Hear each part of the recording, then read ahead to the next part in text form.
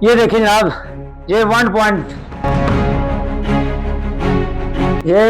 Cake है जनाब। जो हम ये केक हम सालगिरह के ऊपर लेके जाते हैं बड़ी बड़ी बेकरियों के अंदर। ये डब्बे पड़े हुए हैं साथ में, ये चेक करें जनाब, ये डब्बे हैं जनाब, इसके अंदर ये सारी पैकिंग होती है फ्रेश केक।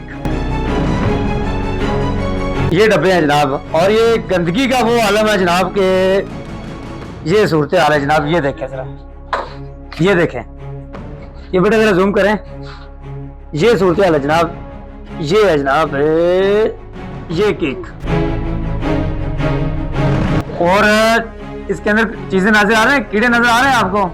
ये वो केक है जनाब जो हम सालगिरह के ऊपर यूज करते हैं जनाब। ये गंदगी उल्ली अल्लाह माफ करे। ये देखें, ये चीजें हैं,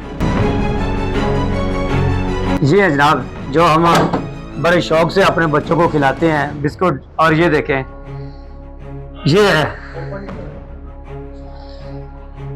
ये केक तैयार हो रहे हैं।